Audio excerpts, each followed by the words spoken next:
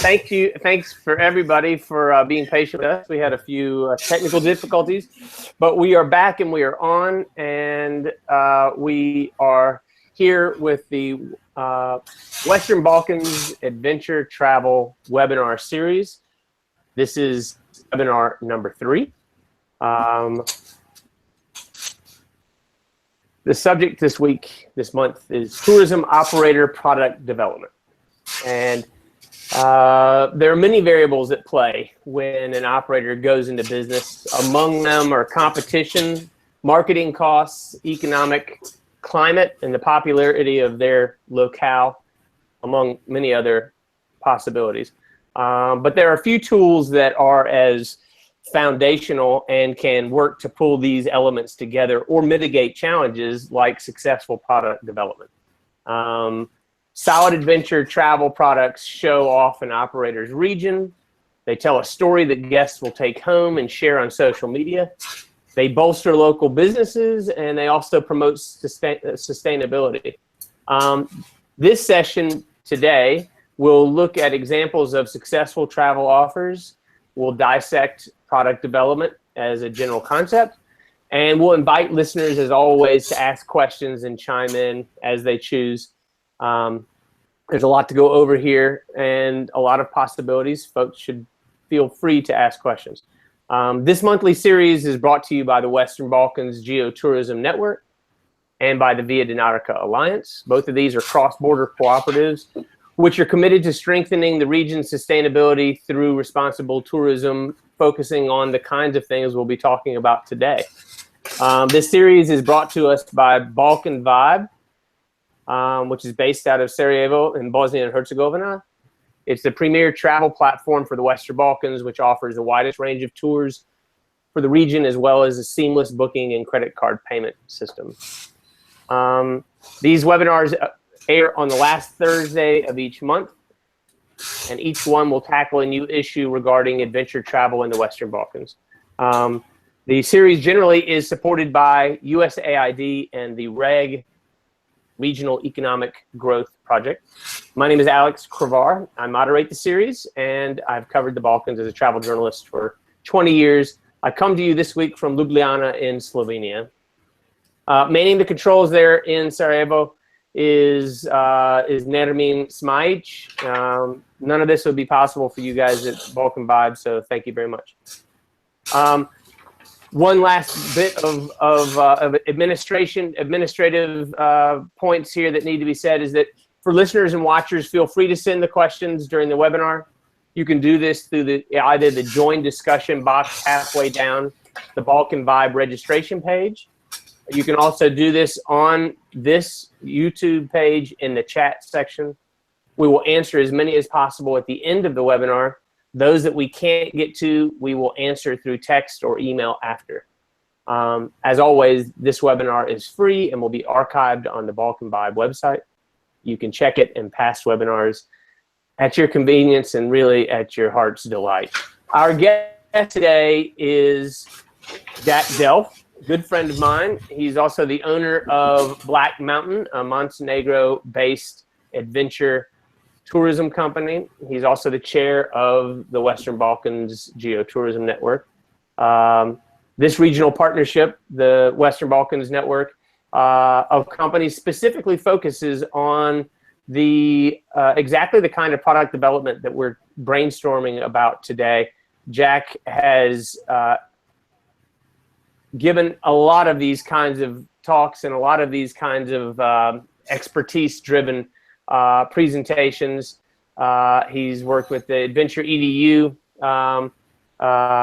in innovation and product development, marketing and sales with ATTA. He's also been a consultant and is presently a consultant in tourism development for USAID, the EU, UNDP, and ATTA, the Adventure Travel. I don't know why it's leading me. Adventure Travel Trade Association, excuse me. And as I said, he's the chair of the Western Balkans Geotourism Network. Thank you very much for being here, Jack. And I look forward to this today. Thank you very much, Alex. Yeah. If I could just add one thing to my summary, my bio there. Absolutely. I've always had a passion for adventure travel all my life, and I'm nearly 50 now. And 12 years ago, I decided to set up my own adventure travel company. And I was looking globally. I was looking all over the world. And when I first came to the Western Balkans, the decision was made for me. I had to come and set up my own company here because this is such a special region. The preserved culture that we have here, the diversity of culture, the biodiversity, the incredible landscapes we have, the decision was made for me. So I started my business 12 years ago. We've had our ups and downs, but we're still here and we're doing really well. But one of the things that motivated me to get involved in the consultancy side of things and also in product development is that I was hearing fairly early on, within 2 years of coming to the region, we started hearing journalists saying, you know, it's an amazing place. Get here before everybody else. Get here before it's ruined. And, you know, that's not acceptable. There's not many places left that are quite as special as this region.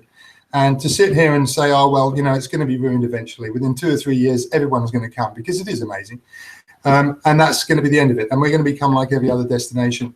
So that was the motivation for me, but not just for me, for many others, to set up the Western Balkans Geotourism Network.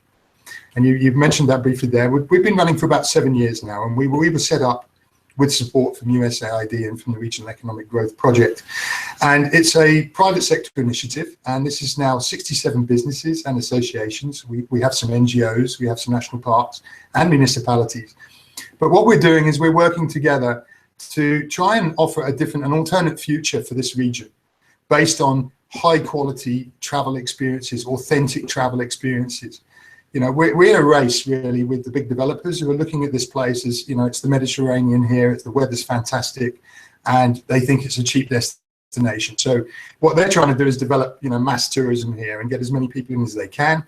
And we know as well, for business reasons, we're not just a bunch of tree huggers, that actually the market's moved away from traditional tourism. People want transformation. They want life-changing experiences. They want to really get under the skin of a destination and meet local people and have unforgettable experiences. They are bored with standardized tourism product. So, you know, this is why we're getting so much support in the region and internationally. And this is why we set up the Western Balkans Geotourism Network. It's really about creating the right products for today's consumer and for the future of tourism, and playing to our strengths. You know, we're not just a beach destination here along the coast, and we're not just a sunny destination inland. We're not a cheap destination. We are one of the last unspoiled places left in Europe, and it's really incredible. So as you see on this slide here, you know, we're working hard through our network to develop the right kind of product, because as you said in the introduction, that's the best approach that we can take, is to come up with different ways of giving experiences to our guests that actually, what's important to us is three things: to protect and preserve and value the nature and culture of the region, but to benefit local communities. Because we want them to be involved. We don't want tourism to move away from them so that they end up just working as waiters and waitresses and bellhops, and that the tourism's owned by internationals. We want to keep it owned in-house. Let me ask you one question and one very quick follow-up that is probably obvious, but I'll just ask it anyway. What are the countries that you work with in the Western Balkans? Good question. Yes. So we've got Albania, we've got Bosnia and Herzegovina, we've got Macedonia, Montenegro, Kosovo, and Serbia in alphabetical order. So it's quite a large region. We're actually having interest from around the region, from Croatia as well. They would like to be involved. And as you know, Alex, I'm also involved in the Via Dinarica Alliance, which is doing very similar things and includes Croatia and includes Slovenia. And, you know, we're working with them as well. So they're all part of this process. And in fact, the products we're developing are, we hope, are going to end up being the gems of the necklace of the Via Dinarica Trail. So that, you know, that's just a quick introduction to what we're doing. I just wanted to go today to tell you about some examples, specific examples. I'm going to give you three that we've developed in the last 2 years. And at the end, if there's time, mention some of the other amazing things that our members are doing, if that's okay. So we've got the next slide come up now. So the kind of product that we're looking to develop is going to be small group tourism. It's going to be not seasonal, because we have fantastic summers here, but there's so much to do in this region as well around culture and nature that doesn't depend on the weather. We want to be innovative. One of the first things we agreed as a group in our first meeting was we want to be market leaders in tourism innovation, which is a bit of a big ask for the Western Balkans 6 or 7 years ago, because we were still thinking in terms of traditional tourism. But that's the goal we set, and everybody's very enthusiastic about that, and we're working very hard. And hopefully when you see these examples, you'll realize that we're making some progress. The tourism we develop has to be authentic, and we have to, as I say, protect what we have here, the incredible assets we have, because they will be damaged quite soon, because everybody's now looking at this region and saying it's an amazing, beautiful place to visit. So the other thing that's key for us, if we can just flip a slide here, actually, just before I finish that, I just wanted to say transformational travel, just a quick introduction on that, because it's in the title. There was a survey this year, in fact, by the Adventure Travel Trade Association and East Carolina University in the States. And it's a survey they repeated from 5 years ago, and they wanted to ask people, what is your motivation for adventure travel? What gets you off your sofa across the world to see a destination? And 5 years ago, adventure travel was all about power, adrenaline, risk, challenge. Today, in the last survey, more than 50% of responses were about life-changing experiences, about immersion in a culture, about transformational travel. And so we've tried to build that into our offers, and then hopefully I'll explain how we did that, and you'll see that actually I think we've got pretty close to the holy grail in tourism today, which is to give people memorable, life-changing growth experiences. And one thing I've noticed, just to add to that, and maybe segue this a little bit, is especially with journalism and covering adventure travel. Like you said a decade ago, I think adventure travel pretty closely aligned itself with pretty high-end adventure. I mean, at the very least, it was hiking. To me, at least as a journalist, and what I've noticed from watching people like you and other folks in the region work, adventure may be a little bit more closely aligned with the word authentic, and learning how to show some of the experiences that you work with folks to show, rather than people thinking that they have to be, throwing an ice axe and climbing an ice fall, rather than just being in a village and learning how they do what they do. Absolutely. I mean, perhaps it's a bit of a misnomer, but to me, the adventure is in the travel. It's adventure travel. It's the experience of going somewhere different, getting outside of the norm. And yes, I think in the past, people were put off by the fact that, you needed a certain level of athleticism. You needed to be quite a brave individual to do some of these activities. You can do all of these activities here, but what differentiates our region from the others is the culture and the landscape and the people you're going to meet when you're here. And so we've majored really on softer adventures, because that's the biggest market. And we want to give people a real feeling that they haven't just visited, but they've traveled and they've lived among the people of the region. And I think that's key. So I'm just going to very briefly explain for our listeners within the region, the approach that we take. And first of all, we identify key themes that should be developed, and you'll see in my examples how we do that. And then we have a town hall meeting, and we invite the whole community to come along, not just the tourism businesses. And we say to them, we're trying to create something new here, and we want the community involvement. We want you, maybe to earn an extra income out of tourism. If you're interested in meeting tourists, they're interested in meeting you. And if you have certain skills that the tourists would love to learn from you, and this region, as you know, is rich in those kind of skills, traditional cooking, farming techniques that are lost elsewhere. They're fascinating. So, we ask them, do they want to be involved? And then we create a cluster. So each of these products I'm going to demonstrate, we have a key lead partner, and at the end you'll see their addresses.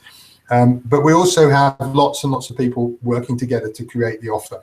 So the money is immediately shared out amongst the community here. There's no one company, certainly not an international company, taking a big rake off. The money, it goes into the community, and it goes throughout the community. Lots of people benefit from this kind of tourism.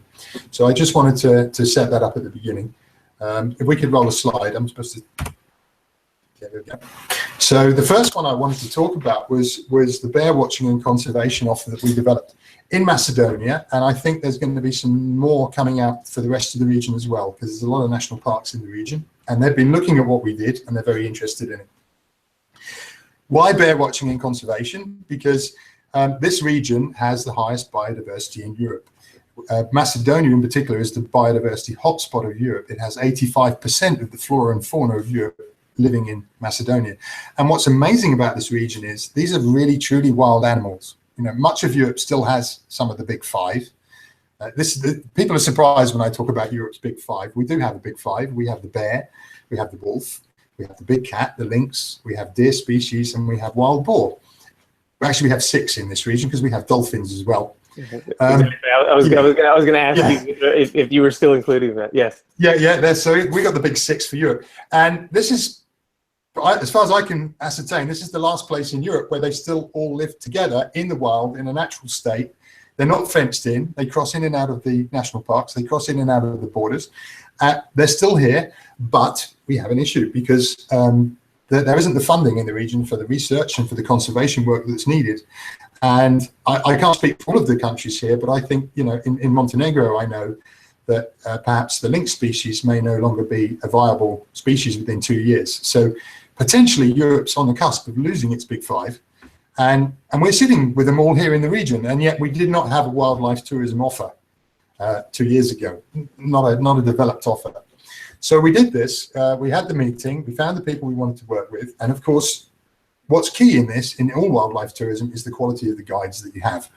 So we went to the national parks, and we asked the national parks, is there any way we could join you and be part of the conservation process? When the guests come here, we don't just want them to come and look, we want them to get a life-changing experience, and we want to empower them to feel they can make a difference. So we also know from our research that wildlife tourists want access all areas to the national parks. They want to go behind the scenes, they want to meet the park rangers, and they want to do meaningful conservation work. So this is what we've developed. We've been working with Mavrovo and Pelister National Park, and with our partner Gorky Baliani, who's the lead for the tour. He's the tour operator in the region. And we've developed what we think is a pretty special and unique program within Europe. And we looked at all of the competition. We wanted to be a little bit cheaper than some of the others because some are a bit overpriced, but what we really wanted to do was offer much better value in our package. So you can do a 2-day bear watching, for example, in Scandinavian countries, but we're offering a 1-day bear watching up to a 14-day, up to a 2-month, where you get to work with the national park rangers and be part of this whole conservation process. Another key thing, of course, as I said, is to bring the culture in. If you're coming to Macedonia, it's not just about the animals. We want to make sure that the guests also feel they've experienced the country itself. So within our cluster, we also have local restaurant owners, we have local chefs, we have experts on craft making, all kinds of things that we've put into our offer. So the theme and the focus is very much nature-based tourism, wildlife tourism every day. But there's many other things that we put into the package. So in this picture you're looking at here, as we were leaving the national park one day, we found that in one of the caves, the local people produced this very distinctive cheese. So we stopped and had a chat and said, we're going to be doing early morning bear hikes, and so we need somewhere for breakfast. It would be great if you would join us and our guests can come to you and sample the cheese, see how you make the cheese, that kind of thing. We also wanted to use Lake Ohrid, because Mavrovo and Pelister are close to Lake Ohrid. And for those that don't know, Lake Ohrid is one of the oldest lakes in the world. It's reputed to be 5 million years old. It's one of the deepest in Europe at 300 meters. And it's a UNESCO protected area. And it's amazing, it's beautiful. So, if our guests come, they probably want to see Ohrid. But this is a wildlife tour. So we don't put them on an excursion boat. We've had a meeting we've had several meetings now with the Hydrobiological Institute, the local scientists, and our guests will be joining them on the scientific survey vessel. They get to catch and milk the trout if they come in January and February for the breeding program, and if they come in September, they get to release the fingerlings into the lake. They get to sample water, purest water from 300 meters below the bottom of the lake. So, that's just one of the many programs. On the next slide here, you can see we started doing early morning bear viewing. We wanted our guests to have the opportunity to see bears in the wild. We can't guarantee 100% that they will see a bear, but we wanted a better than average chance that in the program they would see bears. But we didn't want to affect the bear's behavior in any way. So we started with the rangers doing these 3 a.m. bear hikes. We've had bear hides that have been built, and in the picture there you see one of the hides. Yeah. And I'm very proud about this because we didn't have the funding through REG to build the hide, but when we got talking and working with the parks, they see the value in this, and they are desperate to earn an income that they can then repurpose back into conservation work. Their main purpose here is timber. You know, they cut trees and they mark trees for felling, and the park rangers would desperately like to do conservation work, but there wasn't a lack of funding from government. And instead, in the case of Macedonia, they were being put under pressure by the government to bring back hunting as a tourist income from the park, and none of them wanted that. So, of course, when we came to them and said that this is, you know, we know there's a market for this, we know people would love to be involved in this kind of experience, they immediately started volunteering ideas. You know, they could wear the park ranger uniform, we could give them training, they could help catch and release baby deers in the reproduction centre into the larger park. There's 3,000 beetle traps in one of the parks, and we need people who can hike around the park and collect the beetles for the scientific survey work. So with them, we've developed a fantastic range of activities. The last thing I'll say before we move on, I'm afraid we're going to have to be quite short on all of these. There's so much in these offers, I mean, they're really involved. But the last thing I think is important for our viewers to know is that, you know, we ran a trial run. It's now selling commercially, this tour, but before we put it on the market, we had a trial run, and we invited people like World Wildlife Fund, other national parks in the region, the Biosphere NGO, the environmentalists in Macedonia, the non-profit organizations. We brought them all along because we said, if we do anything that you think isn't real conservation work, or you think is going to damage or change the behavior of any of the animals, you have to tell us now, because we will not do that. This is a high quality experience, and the protection of the animals is paramount. We also said to the park, how many people could we bring on one of these tours maximum? You tell us. And they said 30 people. And we said, no, 15's our number. We don't want to go above 15. We want to keep this small and personalized. Okay, so that was the bear watching. And at the end, you'll see some examples on that. Yeah. Did you want to say anything before I move on to Bosnia? Yeah, I was just going to say, that's, you know, what's really amazing about that to me, and speaking as a journalist now, which is, you know, from a product development standpoint, of course, it's very important for folks like you and for folks that you work with to create something that is memorable and is also sustains the environment. And I mean that environment with a big E, not just the ground that we walk on, but both the environment conceptually and the environment that we live in a positive way. It's really important from a journalism standpoint because, you know, we have to go speak to our editors and we have to say, hey, this is what's happening. And we can't just say, Mr. or Mrs. Editor, Macedonia is beautiful. We have to say, here's the vehicle, here's the angle that we're using to show its beauty. And so a large part of this product development that you've done has created that story, so that there's a story for magazines, of course, but there's also a story that the folks who work in the region can present to their customers. They have natural ways of communicating to journalists and to being able to communicate a story. So more than just the incredible aspect of looking at bears, but it's also becomes this great lead to a travel journalism story, and that makes the life of a journalist a lot easier, frankly.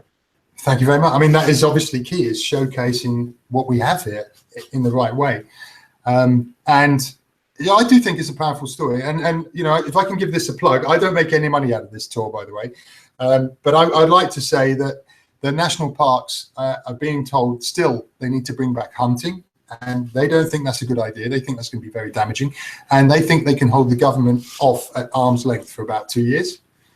And what we need to do is get guests to come and demonstrate that this is a viable product and that this is going to work. And then we can stop hunting as well within 2 years. So maybe that's another story for you as well. Well, I like the way that you have ordered these different programs, these different products here, I should say.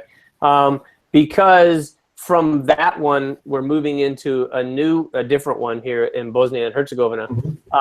And in one, you have the environment that is the central character. I mean, the environment's always the central character, but you have one that the environment is the fulcrum on which this all rests, and trying to figure out a new way to use it rather than destroying it through potential hunting or over hunting or whatever. Just using it to do that instead of using ways that just have people in the environment enjoying it.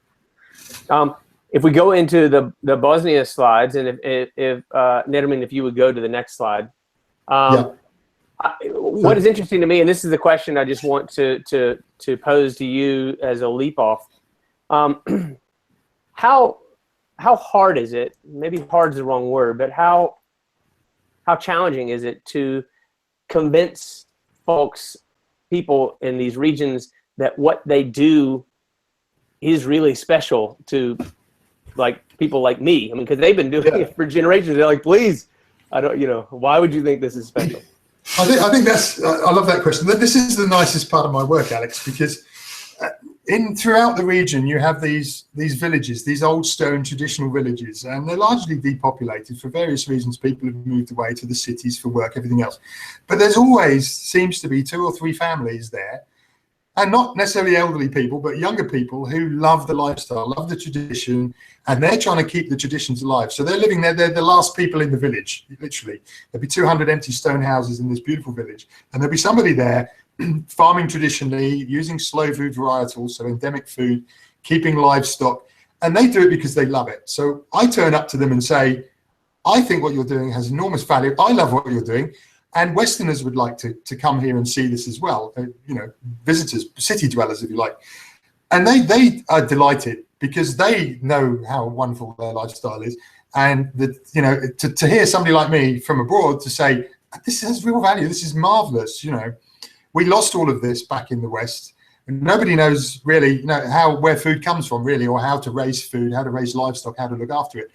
And some of the other things that here, everybody knows what every plant does and medicinal properties, how to make teas from it.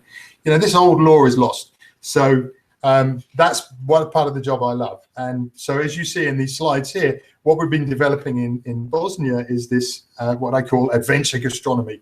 So, of course, there's other places where you can go and learn to cook with the local people.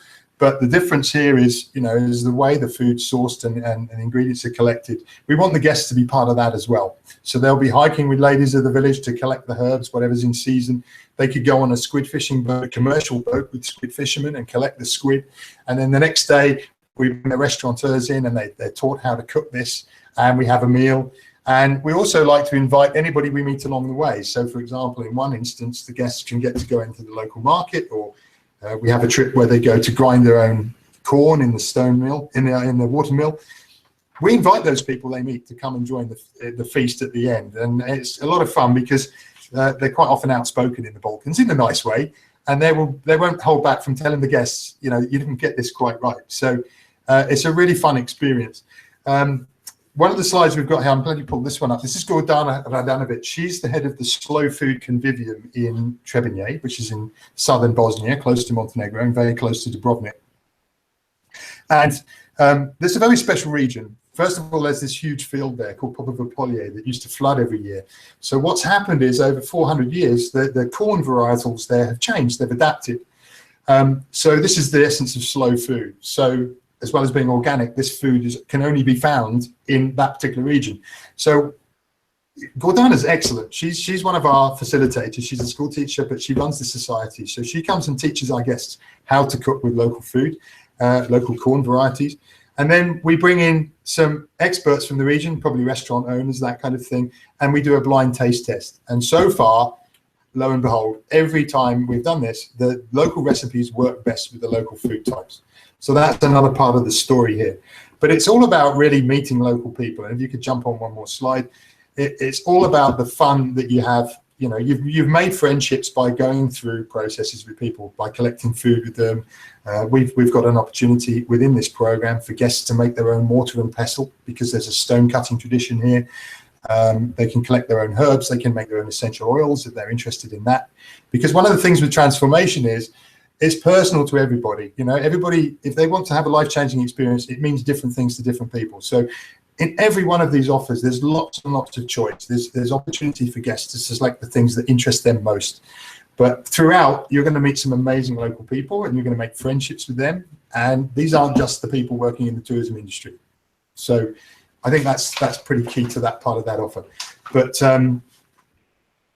what I like about these different ones here that you have as well is that and of course you did this on purpose, which is great, but they're all different. I mean, so it's interesting in the Balkans too, as opposed to some other places in the world. I come from one of them because I come from the United States.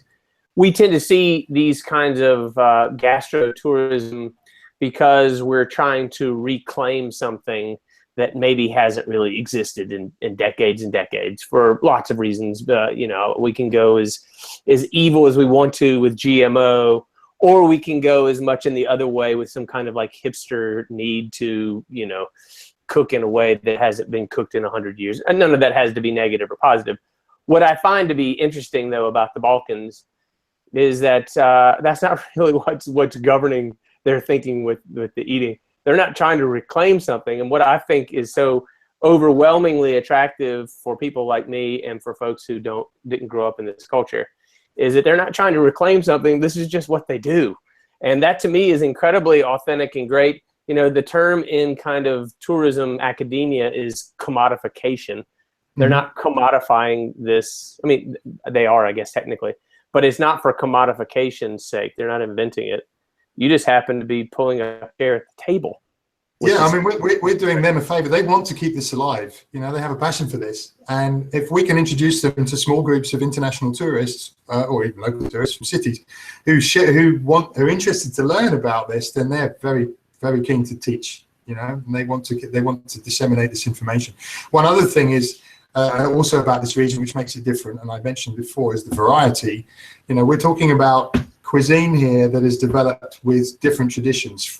We've got Slavic, of course, we've got the Italian traditions, we've got the Ottoman traditions, we've got the list is a very long one, but there's been so many influences in the region here, and you can taste that in the food. It is very distinctive food that they cook here, and it's really good quality food as well.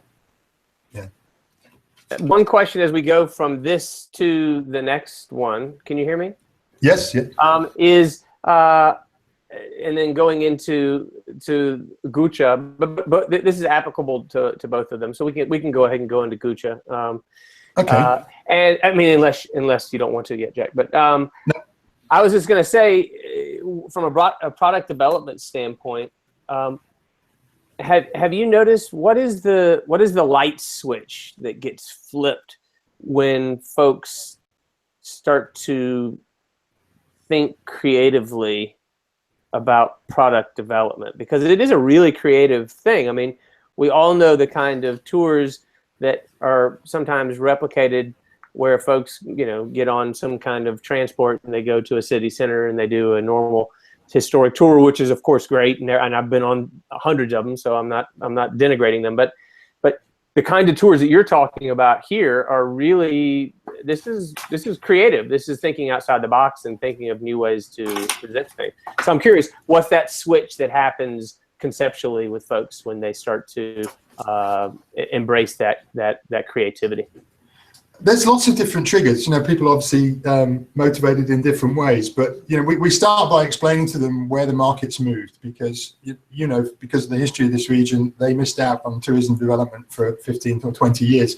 So when they started again, they were looking back to the 70s and 80s when it was bus tours and coast trips. So the first thing we do is explain to them that people don't want those kind of experiences so much anymore. There is a market for them, but they're cheap market. To make a big income from that, you need a large number of tourists. There's a different approach now to tourism. So just giving them the data is one thing.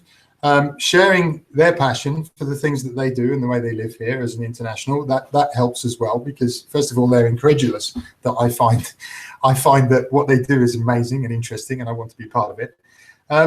But yeah, I mean, what we're saying to them is you really need to own this tourism industry. And we give them the example of what's happened in places like Venice, where within a couple of years, the last Phoenicians would have left.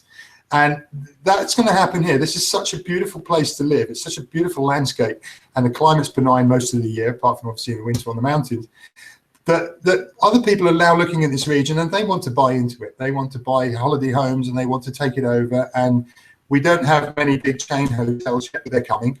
And the future's pretty stark for people who live here. They're not going to get to live in these beautiful little communities and these beautiful places and enjoy their lifestyles because they're going to be priced out of the market. So I think for a lot of people, that's, to show them what's happened in other destinations that are 20 years down the track from them, is kind of a scary prospect. And I say to them, do you want to carry on living like this? Because you can, and you can earn a small income if you're prepared to take a few guests year round, and you could just have a good lifestyle. If you're not greedy, if you don't want to create some huge business, you can carry on living the way you do, and you can make an income, and we can give an amazing experience to our guests. And we don't need to be thinking in terms of mass tourism, of how many more people we can bring here. So does that, I think that I mean, there's lots of different motivations. Yeah, no, that's great. I always admire folks. I mean, as I say every webinar, I don't run one of these businesses, so it's very much I'm only a slightly more educated observer than most travelers, only because I know so many of you. But I always admire the great creativity that is necessary to create these products, and I don't know that most folks are quite aware of that. They think that it just exists out of thin air. It very much does not. I mean, it's a creative endeavor to put these different activities together to present culture in the best light possible. Speaking of which, traditional music celebrations in Guča, Serbia. Yes, coming up this is a lot of fun, this one. Yeah, this is one that we launched. We had the first trial run for last year. Just a brief potted history of Guča, because unbelievably many people don't know about Guča. It's the largest folk music festival in Europe, I think, I'm fair to say. It has more than 250,000 people come every year to see this. It's just Serbian trumpet music, or Slavic trumpet music from the Balkans region.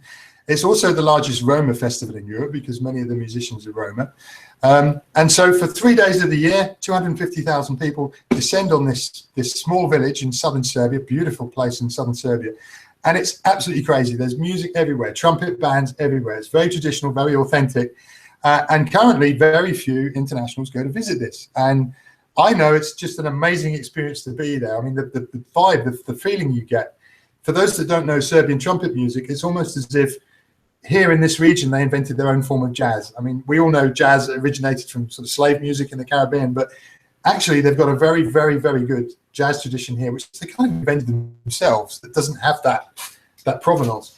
So that's the Guča Trumpet Festival. And the people there have invested. They've opened some amazing homestay accommodations. If you could jump on a couple of slides, and we'll come back one slide if I may do that. There we go. Has that come up yet? So one more slide, and then we'll come back, if you will, please. Thank you, Nermin. So there's all this amazing accommodation that people can stay at throughout the region. And this one here you're looking at is Vajati, which is a renovated small village. So it's all for tourists. The families still live there, and you can go and cook with them and do other things with them. They're there, but they actually boarded it up for 50 weeks of the year, 51 weeks of the year. And it's just a shame, because it's such a lovely place. So we went to them and said, how can we create a year-round offer? And now if you could go back a slide, sorry to do this to you, Nermin, I should have put my slides in the right order. We found one of the best trumpet bands in Serbia. They were seeded third at this year's festival, and it's Dragachevski Trube. And they are willing to work with the guests and actually teach them to join in and play the trumpet. And so what we've done is we've created this program called Serbian Celebrations. And in a period, I think the shortest time we can do this effectively is probably 3 days in the tour. But you have trumpet lessons with them. And we split the group into two. We do Eastern Serbia, Western Serbia tradition. So you spend half of each day learning to play the trumpet, also learning a local dance and learning a local song, which you have to perform at the end.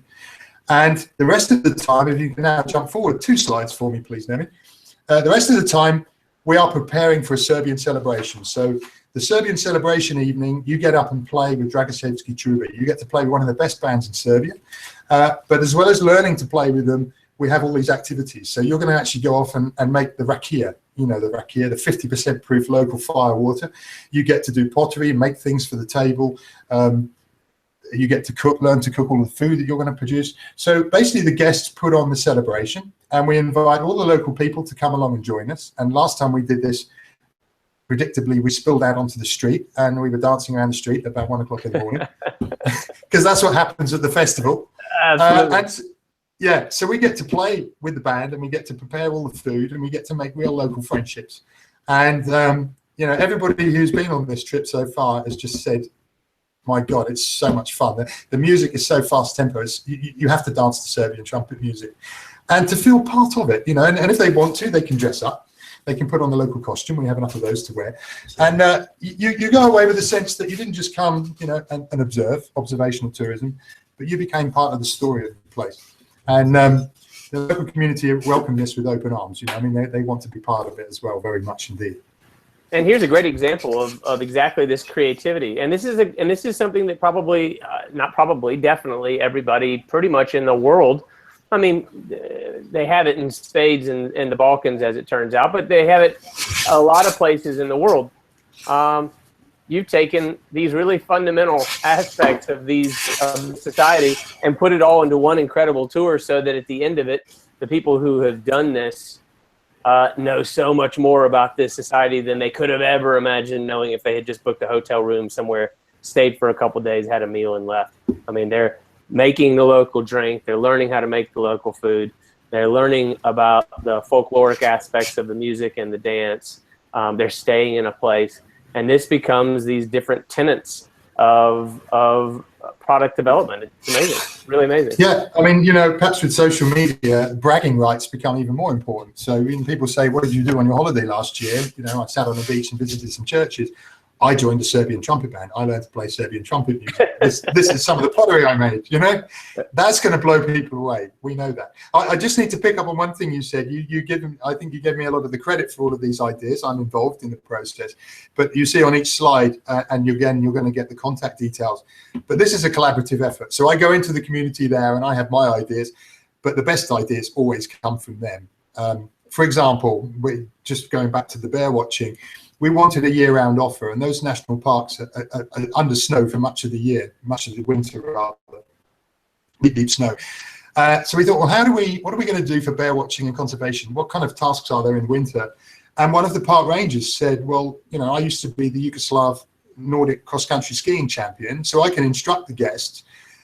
So we've got a new offer now. So we're looking for the winter. We're looking for skiers who've tried every ski experience in the world. They've been to Whistler and Val d'Isere and everywhere else. We want to use their skill and expertise. We'll give them some extra training. And we want them to spend their holiday powder skiing through this pristine wilderness forest, taking food supplements to the big cats and to the bear species. And after every 3 days of working in the national park, we'll give them a ski pass to any ski facility in Macedonia, because they're heroes. So again, bragging rights. What did I went skiing this year, same old every year. What did you do? Oh, well, because I'm such a good skier, I'm actually been using my skills to help save the last big mammals in Europe. So yeah, it's transformational travel. People want to be empowered. They want to know that they can make a difference, and these are going to be life-changing, and these are going to be memorable, definitely, without a doubt. And that's an interesting aspect of it too. And I'll say this very briefly before you go into the last part of the slides. Product development has been, or I'd say the results of product development have been facilitated, as you said, through social media and being able to share this with folks. I don't mean me being able to share my experience with other folks. That too as well, of course, but I mean also folks here being able to show what they can share, and I guess that's a big part of some of the stuff that you're working with folks, is being able to share that product development.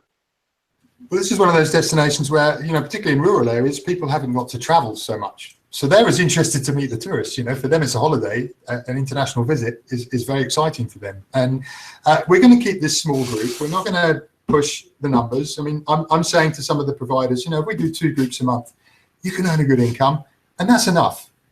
We don't need to think in terms of, how many more people can we get? How much profit can we get? Because let's not forget, everybody working in adventure travel, both the locals and myself, it's a lifestyle choice. And as long as we can make enough money to live well, I don't think we need to ape big tourism or any of these big industries. They're so destructive. And I think tourism is probably one of the most destructive industries, even worse perhaps than oil or agriculture, because we actually choose the most beautiful places in the world and see how much money we can squeeze out of them.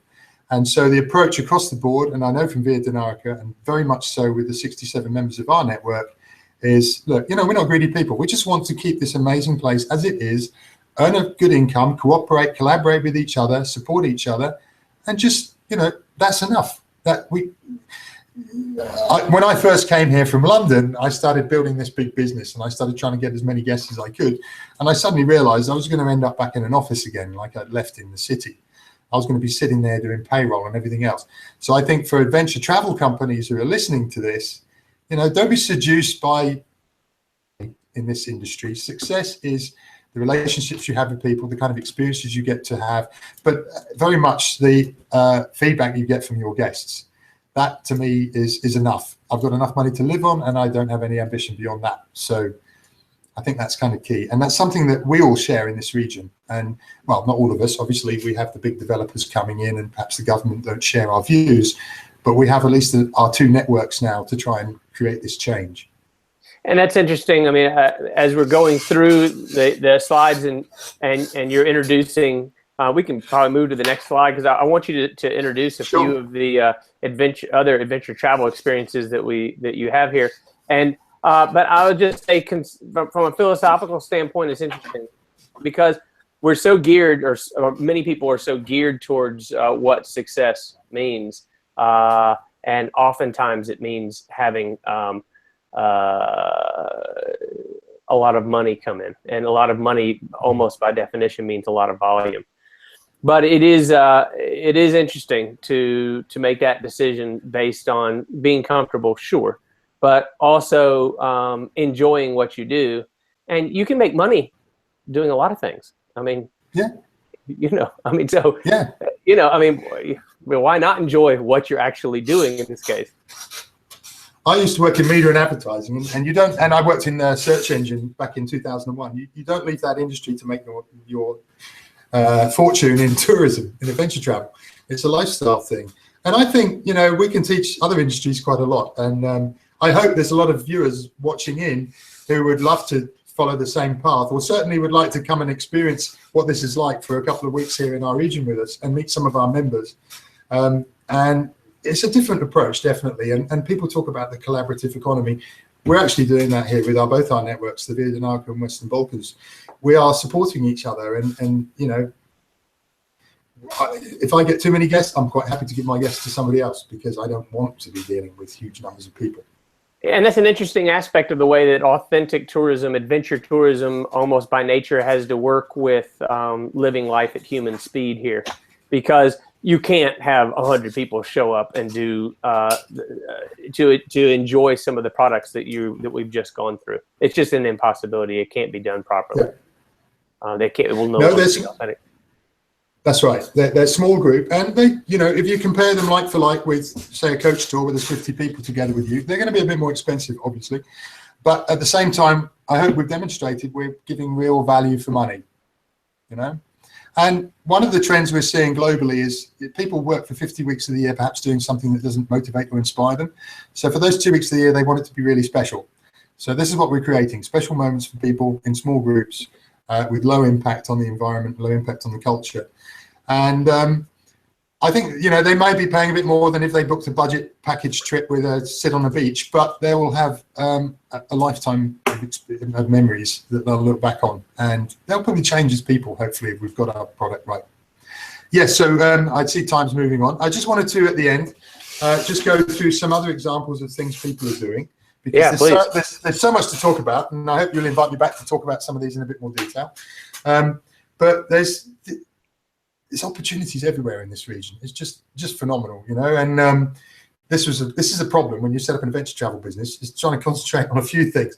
The picture here I just showed you is the railway network. I was going to say that we have the Tito's train now. You could travel as Tito did on his own carriage down from Belgrade down to here.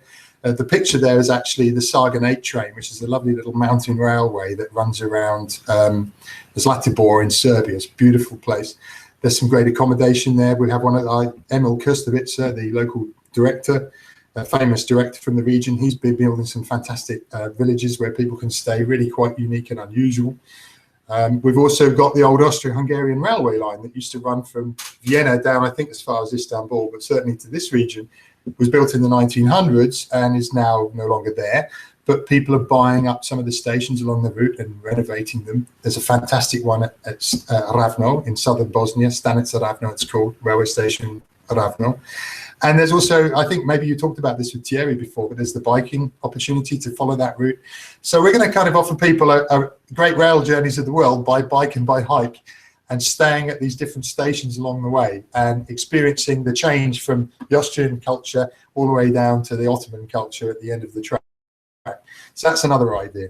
If we can jump on a slide. Bird watching. This is something I've been involved in Albania, because Albania used to be one of the main hunting destinations in Europe for small birds. And there was no kind of regulation in place, and the guests would come and shoot everything in sight. 2 years ago, the government, very foresighted, I think, for Albania, they said, we're going to have a moratorium on hunting. We're just not going to have any kind of hunting in our country at all. And so what we're seeing is the birds' numbers are gradually beginning to grow. They're not there yet, but the birds, remarkably, have already begun to lose their fear of humans. And now we have a situation where the government is saying, well, what do you think? Maybe we bring back hunting. So we've gone straight in there, and we're working with the Albanian Ornithological Society. And we're putting on we're developing right now some amazing bird watching offers, and we'd invite people to follow what we do through the Western Balkans network, because these will be ready for market next year. And Albania, for those that don't know, has flamingos, has an incredible variety of raptors. In the region, we have griffon vultures, we have pygmy cormorants. I mean, when you look at the best birding sites in Europe, the Western Balkans doesn't even get a mention. And yet, we actually have a greater diversity of bird species, because we have 3 different climate zones, because we're on the border with Africa, because we're a migratory route. So that's something else that's now being developed for the region. And again, we're working with the Ornithological Society to train our guides and to do that. On the next slide, you can see this is one from one of our members. We're kind of trying to create routes through the region, so you can come and live the story. You can recreate one of the famous routes of the past. So in this example here, this is from our own expeditions in Albania. They've got an opportunity to come and travel as Lord Byron did. For those poetic people, the artistic people amongst us, Lord Byron, very famous writer and poet, traveled through this whole region, whenever it was, 250 years ago, something like that, 300 years, on horseback. So they've recreated that route, and you do it on horseback, and you'll find that actually, in terms of the way people live, not much has changed. So you can actually come and live as Lord Byron for a couple of weeks and recreate the journey. Also, in the Ottoman period in this region, people would travel from caravanserai to caravanserai with a letter of introduction. So we're trying to develop that system where you can buy your ticket and you can go and travel in the Ottoman style with a letter of introduction to the next destination, and there you arrive. And it opens a different experience for you because you've made friends with the previous property owner. So that's another thing that we're looking at. On the last slide here, I just wanted to talk briefly about the winter opportunities in the region, because we have an awful lot of snow here in the winter. When the Alps had no snow 4 or 5 years ago, we've been dumped on, as we always are, because the Adriatic's the warmest part of the Mediterranean, and the mountains around it are 2 kilometers high. So we get a lot of precipitation in the winter that falls as snow. And the picture here is one of these cartoons where the people only live in the summer months. So we can use these for winter cross-country skiing expeditions, Nordic skiing, that kind of thing. In the summer, guests can actually stay with the shepherds in there. There's no electricity, no running water, and the inside are lined with sheepskin, and there'll be a family living there with you, and you can experience how they live. When they arrive at the cartoon at the start of the summer, they collect the remaining snow in a hole in the ground and cover it with straw. And every day they take a lump of ice, and that's their water supply for the day. There's no roads up there. It's a very remote area. You can get there by 4x4 or horseback or bike. But those kind of things, again, working with the local community and getting to experience how they live. And it's 100% authentic. People are still living there. But what we're discovering through tourism is we're actually helping to keep that alive, because when we first arrived, there was one family there and they said, we're leaving. There's nothing happening on the mountain anymore. The community's gone. So through tourism, we're trying to keep those communities alive and make it fun for the people to carry on living as they did, So. Absolutely amazing. I mean, I love that idea of the cartoon, because, boy, it doesn't get more authentic than that. That is it at its core. I'm looking at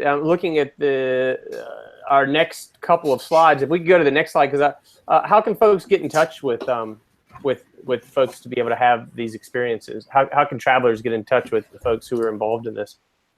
Absolutely, and I said I don't take the credit for all of these. I just come and advise. These names on this slide, these are the real innovators, and I'm just helping them, working with them, and giving them the confidence to develop these new offers. So if you're interested to come and take part in any of the three that I showcased today, for the bear watching, you can contact Gorky Baliani from Baliani Travels and Tours in Bitola. It's a local company. These are all local companies. I think second generation tourist business, expert, lovely guy, big outdoorsman.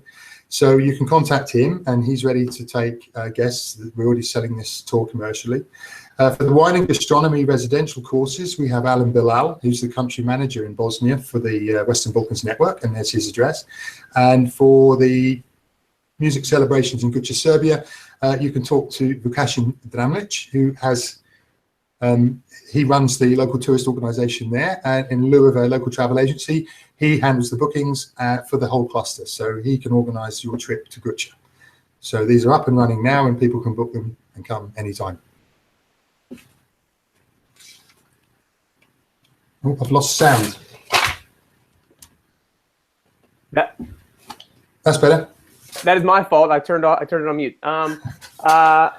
We have, if we'll go to the next slide, we've just gotten in a few questions from folks, and I'll pose these, and then I want to ask a question of my own about how folks can get involved. But the first one is from Jovana in Macedonia, and we have here, when developing cooking programs, who are the best people to facilitate those programs? So I suppose she's asking from a standpoint of on the ground if she was wanting to do that. Do they have to be professionally trained cooking instructors? What are your thoughts on that? They don't need to be. I mean, the guests are coming here to have a fun experience, but they do want somebody who has experience and knowledge. So, you know, anybody who's been working in cooking, it could be in the household or it could be in a local restaurant, who has that knowledge and depth of experience, who can talk around the subject. Language skills are ideal, obviously, but we're working on that. We can work through an interpreter, but all of our facilitators can speak some foreign languages, so they can have that personal connection. But it's really a personality as much as anything else. You know, it's like with guides, you need good people, because they have to bring the experience alive. Our guests are here to have fun, after all. They're not here to get a qualification and go back and open a restaurant. Maybe some of them are, but that's not what we're offering. We're offering a fun experience where you meet local people. So yeah, we found local school teachers actually very good, because they have the teaching experience and they're not that busy in the summer season, and you know, they can find time to actually work with us as well. Yeah. Our second question comes from Ladin in Montenegro. This is right up your alley, Jack. When developing wildlife watching programs, how do we ensure that we do not damage the wildlife and their natural habitat? Very good question. Thanks, Mladen. The first thing, we don't put any pressure on the national parks themselves to say, we need you to change things for the tourists. We do need you to provide opportunities for the tourists to work with you, but we don't want you to start feeding animals. We don't want you to start changing their behaviors, because our guests are coming here to do good, and they don't want a Disney experience. They don't want to think these animals are being messed around with just so, you know, we can earn an income from them and they can have a fun holiday experience, which is why when we did the first trial, we had World Wildlife Fund. I should also give a big up to Rewilding Europe, a fantastic organization who supported us throughout this, and scrutinized our offer and what we were doing. I mean, that's absolutely key in everything we do, not just in wildlife tourism, to make it an authentic, genuine, real experience where we're not asking people to adapt their culture, their way of life, or the animals to change their behaviors. We just want to find opportunities for guests who can come here. And I often think, you know, have that kind of backpacker experience. For those of us who are backpackers, you spend a lot of time in a different place, you get to meet local people, it opens a different experience for you than the tourists. The tourists are driven in on a bus and driven out again. But when you're staying in a community for a month or so, all these new opportunities become available. So all we're trying to do here is offer that to people who only maybe have 2 weeks for a holiday, to make the connections and to give them the local friends, if you like. Yeah. We have a final question that comes from Arben in Albania, and this is about Guča. Music-based programs are very interesting. For Guča program, for instance, to participate in this program, do you have to be a trumpet player already, or can a complete novice join such a program? And I'm guessing if they don't have any experience, they could probably, I'm going to let you answer that, but good God, the person who owns that house is in for an earful. You better have a lot of cotton balls on hand, huh? We do some of the training at the Gucci Museum. They have a trumpet museum there, and they have proper classrooms in there. So we do some there. We do some of the training courses on a nearby mountaintop because it's spectacular. We do some at a local farm where we go to make the rakia. So we have a trumpet lesson there. So the trumpet lessons sounds about right. Mountaintop sounds about right. That's about the best one. I had a go. I took part in all of this. I last played an instrument. I think it was the recorder when I was age 7. I was pretty woeful, but they're very good. The Dragachevsky Troupe are excellent instructors, and so they just taught me 5 different notes and the rhythm and how to take direction, and I was able to join in, and I thought I was pretty good. We had the founder of the Trumpet Festival still alive, and he came to watch, and he gave me 3 out. He gave me 3. I asked him what my mark was, and he told me 3. He didn't tell me was that out of 5, 10, or 100, but it was all lots of good fun. But yes, I mean, so this is for novices. This is for people who just want to come and experience the culture. But if you are a better trumpet player, if you already, maybe you're a brass band, or maybe you just play trumpet yourself and you want to bring your own trumpet or tube or drum with you, they can also accommodate you. I mean, you'll have a much bigger role to play on the big final celebration, and you'll probably be up on stage with them playing 2 or 3 tunes with them. But it's catering for everybody. But we said it's very important. This is for people who just, that just is for fun. So they've never picked up a trumpet in their life before. And actually, we were amazed. All of us in the same boat. We were getting a reasonable tune between us by the end of the first training session, which was only 2 hours. So it can be done. Amazing. I mean, what a great experience that would be for anybody to be able to do that. I think you're off to Gucci soon, aren't you? I'll introduce you to Dragachevsky Troupe, yeah. And I'm hoping to meet with Nikola. I think he's the fella who was one of the originators of the festival. Is that? Yeah, great guy, fantastic guy. I want to mention one thing with this page. As I asked Jack a last question and we wrap things up here, I want to mention that there are guidelines documents developed that guide people through the process of this innovation process in innovative products that can be accessed on the REG website, on the Regional Economic Growth website, which is easily found if you type in regional economic growth and then reach out to any of those use people or happy to provide. Or come to me and I'll be happy to forward it to them. Yeah, exactly. And that's a great, because I was going to ask specifically. I mean, there's a lot of folks who I'm not even being presumptive to think that anybody needs help, but there's a lot of people who probably would love to just be involved in the community that is the Western Balkans geotourism network. How can folks find more about you? Obviously there's a website, but what's the process of them getting involved, I guess? There's country managers in each of the countries. I haven't listed those on this sheet here, but you can find them on our website. If you go to the web address there at the top, westernbalkans.org, you can find out who your country manager is for each of those 6 countries. So you can approach them directly.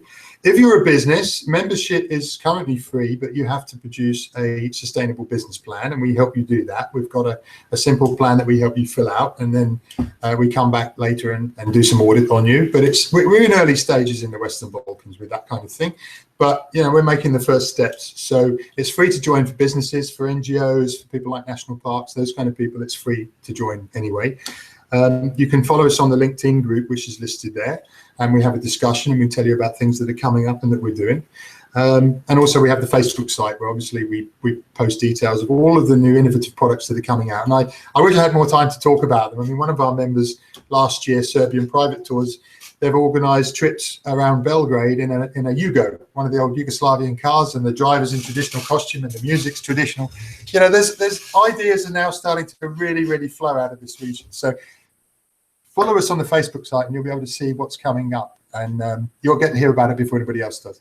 Well, I love the idea of once creativity starts, it starts to, creativity begets creativity, because, and people can start to see the avenues. I mean, it basically becomes a community-wide, and that's one of the great things about the Western Balkans Network, Geotourism Network, is it becomes a community-wide brainstorming process. And I actually think it's pretty cool. And one of the things I really enjoy about the Balkans, and if we could go to the last slide, as I'll start to wrap this up.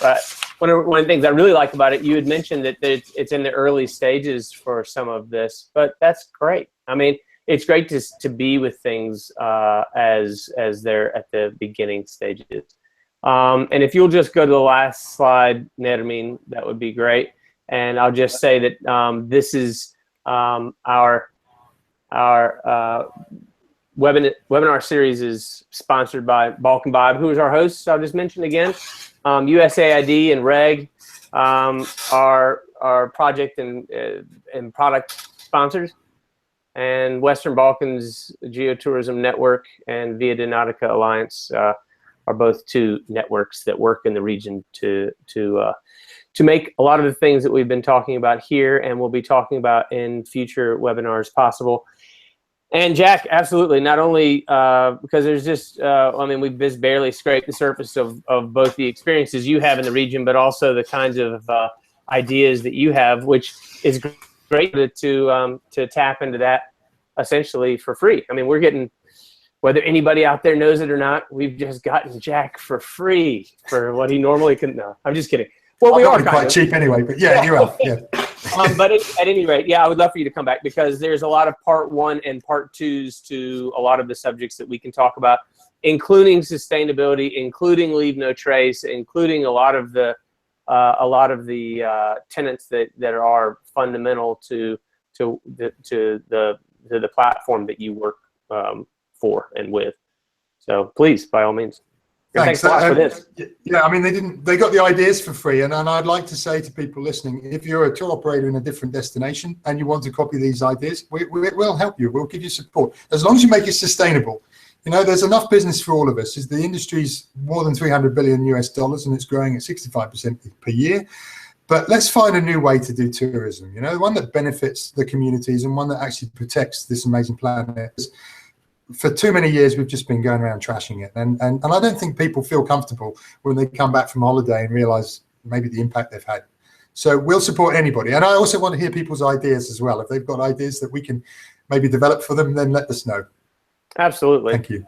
Thanks a lot for Jack. And just to remind everybody that this will be archived immediately after this. If you have any other questions or you have any ideas or anything like that, we're happy to both answer it and to communicate into the future. And look for us on webinar number 4 next month. Thanks again, Jack.